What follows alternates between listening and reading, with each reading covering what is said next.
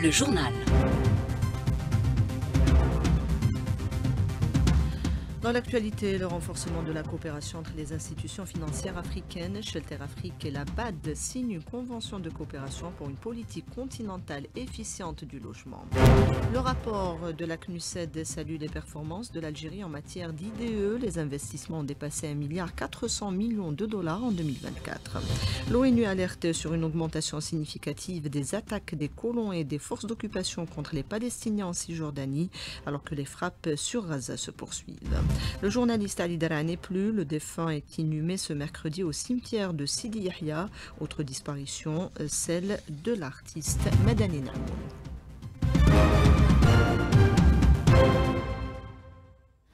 Madame, Monsieur, bonjour. Au nom du président de la République Abdelmadjid Tebboune, le président du Conseil de la Nation a signé ce matin le registre de condoléances au siège de l'ambassade du Nigeria après le décès de l'ancien président Mohamed Bouhari.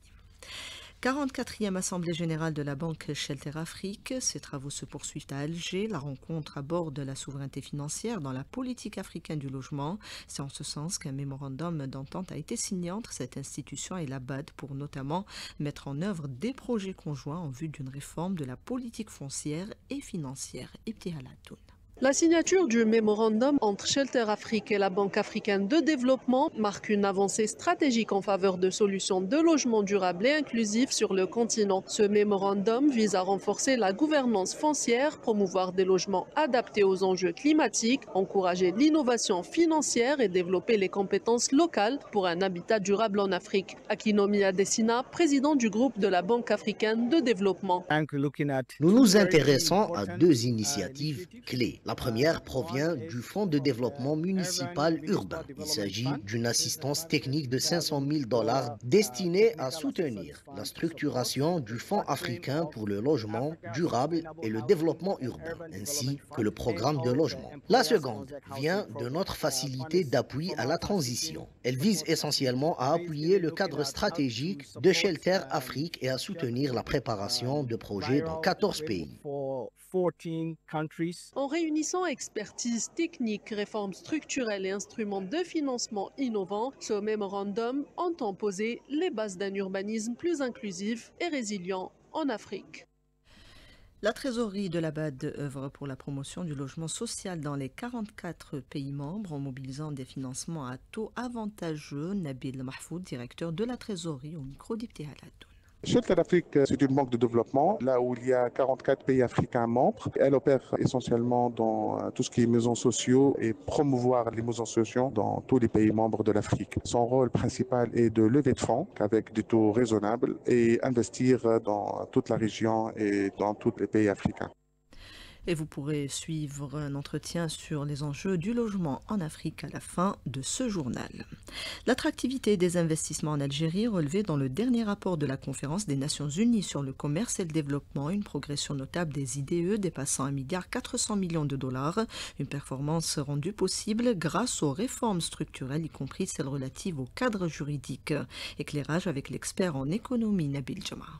Cette performance s'explique par une série de réformes majeures ayant contribué à assainir l'environnement des affaires et à restaurer la confiance des investisseurs étrangers et redorer le blason investissement Algérie. Parmi les éléments essentiels mis en avant par la CNUSED, la nouvelle loi sur les investissements 1822, promulguée en 2022, qui a introduit davantage de transparence, de garanties juridiques et de démocratie d'investissement et de facilité fiscale. La digitalisation des procédures via le guichet unique de l'Agence algérienne de la promotion de l'investissement et l'amélioration des indicateurs macroéconomiques ont également joué un rôle moteur dans ce regain d'intérêt international.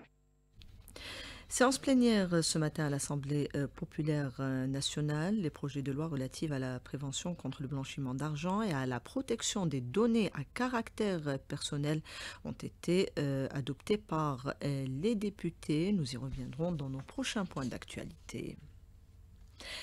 La représentante de l'Organisation internationale de la migration en Algérie a salué les efforts consentis par l'Algérie pour la protection des réfugiés et leur prise en charge, notamment dans le domaine sanitaire, un modèle d'humanité, a-t-elle souligné. Réunion de la commission mixte de coopération algéro-zimbabwéenne au siège du ministère des Affaires étrangères. Elle est présidée côté algérien par la vice-présidente de la commission de l'Union africaine, Selma Malika Haddadi. L'ONU demande l'ouverture d'enquêtes approfondies, indépendantes et transparentes sur les violations du droit international par l'entité sioniste en Cisjordanie. Par ailleurs, les frappes de l'entité sioniste se poursuivent à Gaza. Les centres de distribution se transforment plutôt en pièges mortels pour des milliers de Palestiniens venus rechercher de la nourriture. Au moins 20 martyrs ce matin, dont plusieurs enfants. On écoute à ce propos le journaliste palestinien Ahmed Abouchawish, contacté par Lias Targhini. Le bilan des dernières 24 heures fait état d'environ 80 martyrs. Le massacre se poursuit au niveau des zones de distribution des aides, des pièges mortels qui ont fait plus de 20 martyrs en raison de l'utilisation de gaz toxiques contre les civils venus chercher cette aide. Ils ont été délibérément tués. Jusqu'à présent, nous parlons de plus de 800 à 900 martyrs et de plus de 5000 blessés devant les centres de distribution de l'aide. Les bombardements se poursuivent par les avions de guerre de l'occupation, les hélicoptères, même les drones qui s'abattent sur les maisons et les civils. Il y a quelques instants, une frappe de drone a visé une maison dans le camp d'El Nusayrat. Une personne qui était sur son toit a été directement ciblée. Il est tombé en martyr. L'armée israélienne indique avoir frappé l'entrée du quartier général de l'armée syrienne à Damas après une menace de l'entité sioniste d'intensifier ses raids. Le prétexte, la protection des Druzes dans le sud de la Syrie. L'armée d'occupation a par ailleurs ciblé l'est du Liban, faisant 12 martyrs en dépit du cessez-le-feu. L'ONU exprime son inquiétude quant à la situation humanitaire et à l'escalade de la violence au Soudan. Les combats se poursuivent et font rage entre l'armée régulière et les forces de soutien rapide. Selon Mouzammel Suleiman Hamed, écrivain et journaliste soudanais, une aide internationale est primordiale pour mettre fin à la catastrophe qui sévit. Il est joint par Lias Targhini. De manière générale, la situation humanitaire fait face à plusieurs défis, notamment le manque de soutien régional et international. Le Soudan a besoin de consolider les zones sécurisées par l'armée et de les étendre, notamment dans le contexte de la formation d'un nouveau gouvernement dirigé par le Premier ministre Kamel Idriss. Il a également annoncé la nomination d'un ministre de la Défense et d'un ministre de l'Intérieur, ce qui constitue un signe clair que les priorités du gouvernement sont la stabilité sécuritaire. Viennent ensuite la fourniture de toutes les aides nécessaires dans lesquelles les organisations régionales et internationales sont attendues pour venir en aide au Soudan. La coopération avec la Chine renforcée à la faveur du Salon international du tourisme et des voyages. La clôture de la manifestation hier soir a été marquée par la signature d'un partenariat entre le groupe public HTT et la compagnie Xiamin. Plus de détails avec Meissa Smail. Un partenariat qui s'inscrit dans une dynamique de développement du tourisme algérien. Amar Gellati, PDG du groupe HTT. En matière de numérisation, nous avons déjà signé avec des startups algériennes. Vous en profitez un peu de l'expérience d'une entreprise chinoise qui sont très avancées en matière de numérisation. Ça va nous apporter encore un plus pour améliorer notre gestion quotidienne au niveau de nos hôtels. Nous avons commencé d'abord par les réservations en ligne et les actes de gestion au niveau de nos hôtels pour permettre justement de répondre très rapidement et d'une façon importante à nos clients. Pour l'ambassadeur de Chine en Algérie, Dang Guangli, cet accord renforcera la coopération bilatérale dans le domaine touristique. À travers la signature de cette importante mémorandum d'entente ou bien l'accord de coopération, on peut accélérer ou bien avancer notre coopération, spécialement dans le domaine touristique. Bien sûr, il comprend la culture, l'économie, parce que tout est lié avec la modernité du monde, avec la numérisation dans tous les secteurs. On va travailler ensemble pour rendre les industries touristiques de nos deux pays plus développées. Un partenariat qui s'inscrit dans la stratégie de numérisation du secteur touristique. Une alerte météo est émise. Des orages sont prévus dans certaines wilayas alors que d'autres seront affectés par une hausse sensible des températures à partir d'aujourd'hui et durant les prochaines 48 heures au moins. Cette opération de solidarité à Gherdaya, des appareillages au profit de sourds-muets sont distribués ces jours-ci, nous dit notre correspondant Mahfoud Karkar.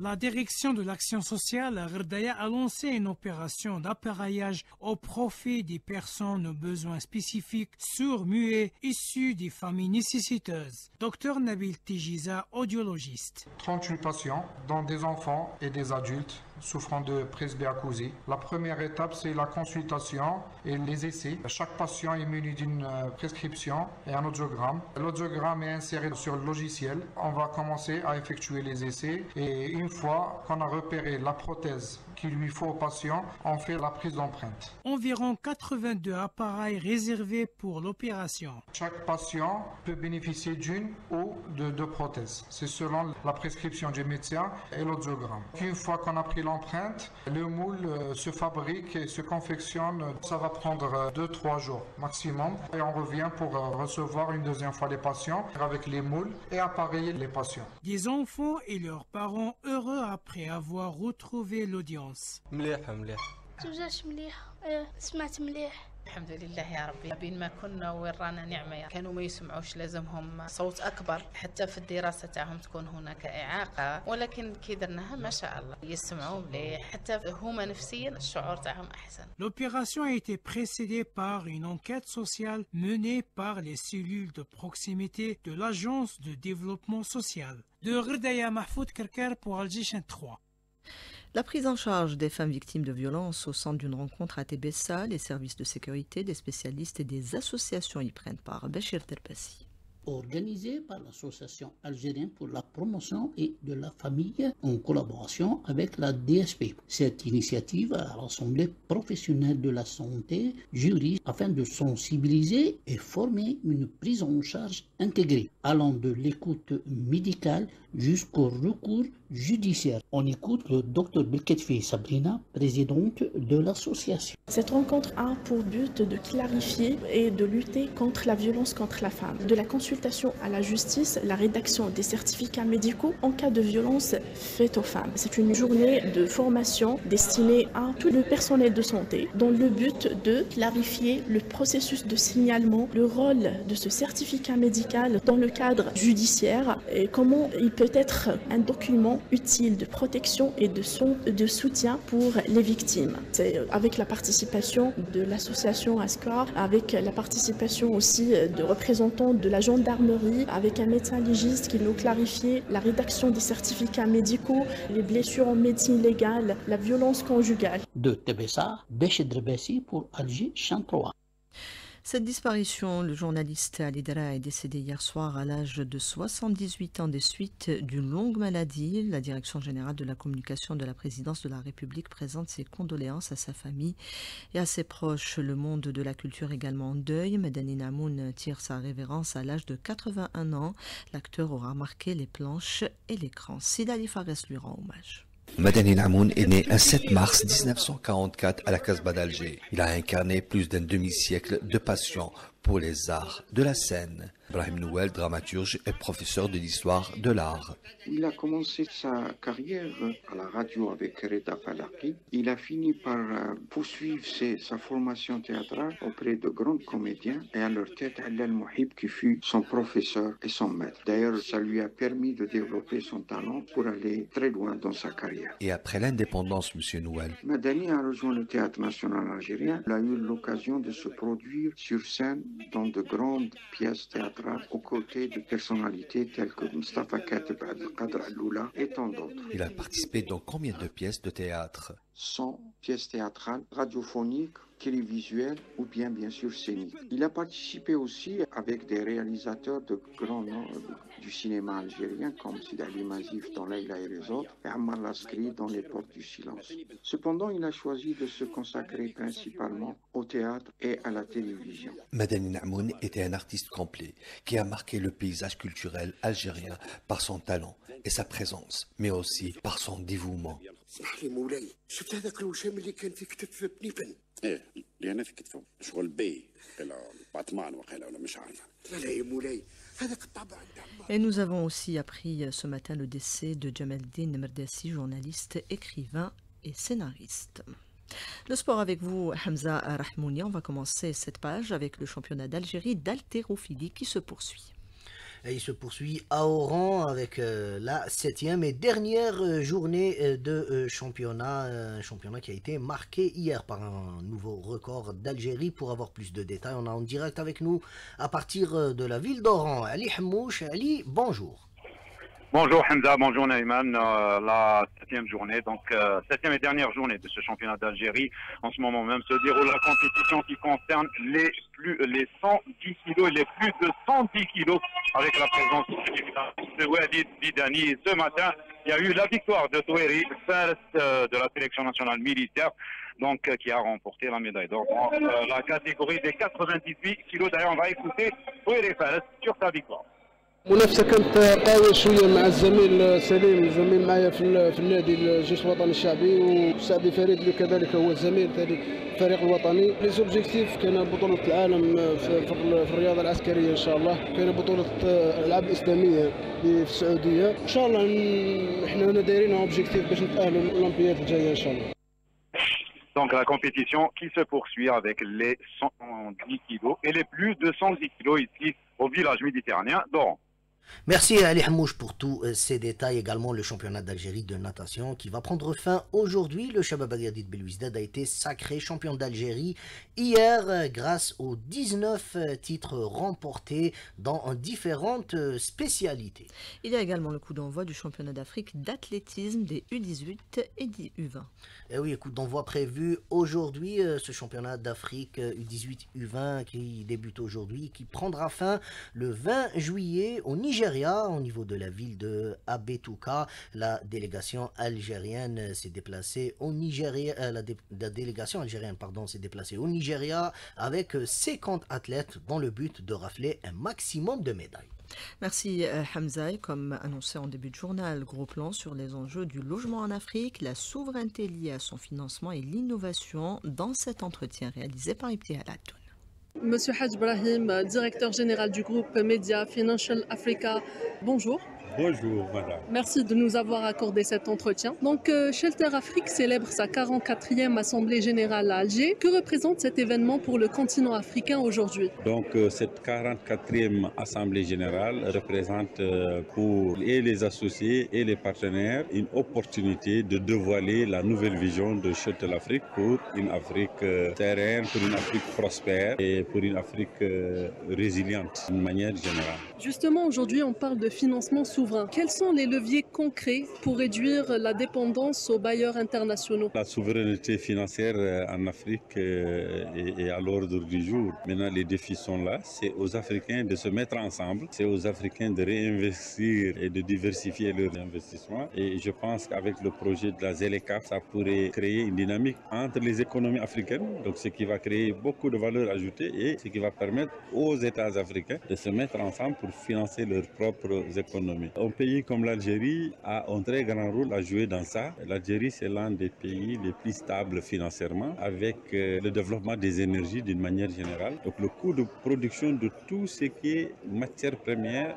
ou tout ce qui est équipement qui tourne autour du bâtiment sont vraiment maîtrisés. Le savoir-faire et l'expertise algérienne sont exportables pour contribuer au développement économique des pays africains d'une manière générale. L'industrialisation de la construction est présentée aujourd'hui comme une solution. En quoi consiste-t-elle et quels sont les avantages pour les États africains? Je dirais que tous les États ont beaucoup de ressources naturelles. Maintenant, ce qui pose problème, c'est comment transformer ces ressources naturelles pour réduire le coût de la logistique et de production. Tout ce qui tourne autour du logement, maintenant, la tendance c'est de revenir au système classique. Faire de sorte pour construire un bâtiment, au moins que les matériaux essentiels soient locaux. Le rôle des institutions publiques, notamment des banques centrales, a été mis en avant. Comment peuvent-elles contribuer activement au financement du logement. Effectivement, c'est une question vraiment pertinente. Donc là, on revient toujours au schéma de financement. Et ce qui pose problème en Afrique, c'est le fait que le taux de crédit sont énormes. La moyenne, c'est 8-10. Donc il suffit que les banques centrales aient un taux directeur maîtrisé. Comme ça, les banques primaires vont toujours suivre. Au lieu de prêter à 10 ou à 12, si on arrive à aligner toutes les banques